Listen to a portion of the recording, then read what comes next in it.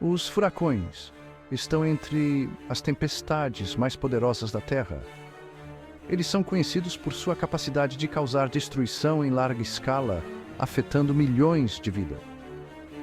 Essas massas espirais de vento e chuva podem causar destruição generalizada, deixando um rastro de devastação por onde passam.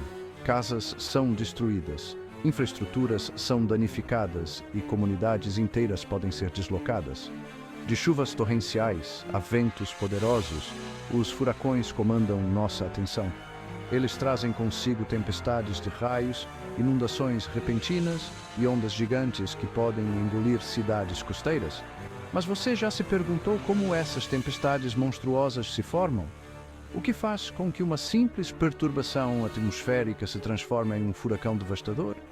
Quais são os ingredientes que transformam uma brisa suave do oceano em uma tempestade furiosa?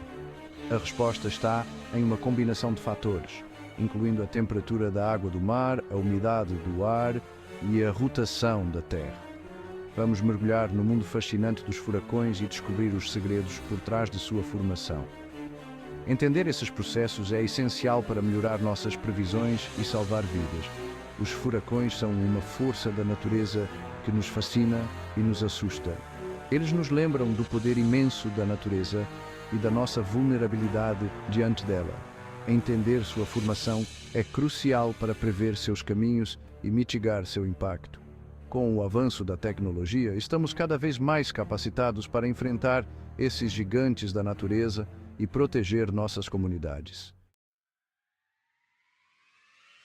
A jornada de um furacão começa nos trópicos, onde os raios solares incidem sobre a superfície do oceano. À medida que a água absorve a energia do Sol, ela esquenta, criando um ambiente propício para o desenvolvimento de furacões.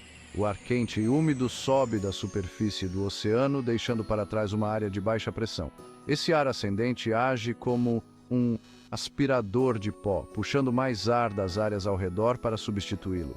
Esse ciclo contínuo de ar quente ascendente e ar entrando alimenta o motor do furacão. À medida que o ar quente e úmido continua a subir, a área de baixa pressão na superfície do oceano se intensifica. Este processo é contínuo e pode durar dias, dependendo das condições atmosféricas. A energia liberada pela condensação do vapor d'água aquece ainda mais o ar, fazendo com que ele suba mais rapidamente. Essa zona de baixa pressão atua como um ímã para o ar circundante, puxando-o para dentro em um movimento espiral. O ar é atraído de todas as direções, criando um fluxo constante em direção à pressão. Este movimento espiral é crucial para a formação de sistemas climáticos mais severos. O ar começa a girar no sentido anti-horário no hemisfério norte e no sentido horário no hemisfério sul, um fenômeno ditado pelo efeito Coriolis. Este efeito é causado pela rotação da Terra e influencia a direção do vento e a formação de ciclones e furacões. À medida que o ar gira em espiral para dentro, ele absorve mais umidade do oceano quente, alimentando ainda mais a tempestade em desenvolvimento. A umidade adicional fornece energia para a tempestade, permitindo que ela cresça em tamanho e intensidade. Este processo pode levar à formação de furacões poderosos. O ar ascendente esfria à medida que sobe, fazendo com que o vapor d'água se condense em tempestades imponentes. As nuvens de tempestade resultantes podem se estender por quilómetros no céu, trazendo chuvas torrenciais e ventos fortes. Este ciclo de subida e condensação continua, alimentando a tempestade e aumentando seu potencial destrutivo. O efeito Coriolis, causado pela rotação da Terra, desempenha um papel crucial em dar aos furacões seu giro. Conforme o ar corre em direção ao centro de baixa pressão da tempestade, ele é desviado para a direita no hemisfério norte e para a esquerda no hemisfério sul. Esse desvio cria o giro característico no sentido anti-horário dos furacões no hemisfério norte e o giro no sentido horário no hemisfério sul. Sem o efeito Coriolis, o ar fluiria diretamente para o centro de baixa pressão, impedindo a formação de uma tempestade giratória. Seção 5. ganhando força. O apetite do furacão aumenta. À medida que a tempestade continua a se desenvolver, ela se alimenta da água quente do oceano como uma fera faminta. A energia armazenada nas águas quentes é essencial para o crescimento do furacão, permitindo que ele se torne cada vez mais poderoso e ameaçador. O calor e a umidade da superfície do oceano fornecem a energia que impulsiona a circulação do furacão e intensifica seus ventos. Este processo de evaporação e condensação é contínuo, criando um ciclo vicioso que só aumenta a força da tempestade. A tempestade passa por vários estágios de desenvolvimento, de uma depressão tropical a uma tempestade tropical e, finalmente, quando a velocidade do vento atinge 118 km por hora ou mais, ela é classificada como um furacão. Cada estágio é marcado por um aumento na organização e na intensidade dos ventos, tornando a tempestade cada vez mais perigosa. Neste ponto, o furacão desenvolveu um olho bem definido, uma área central de calma cercada por uma parede imponente de tempestades.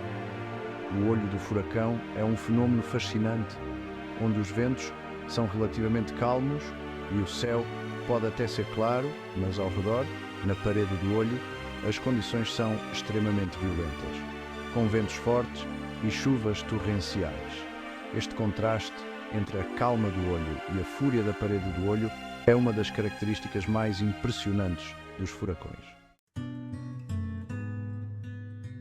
Seção 6. O olho da tempestade, um lugar de calma surpreendente. O olho do furacão é um lugar de tranquilidade sinistra em meio à fúria da tempestade. Aqui, os ventos são relativamente calmos e o céu pode até estar claro. Ao redor do olho está a parede do olho, um anel de tempestades imponentes, onde ocorrem os ventos mais intensos e as chuvas mais fortes. A parede do olho muda constantemente, com novas tempestades se formando e as antigas se dissipando. Essas mudanças na parede do olho podem causar flutuações na intensidade do furacão. Seção 7.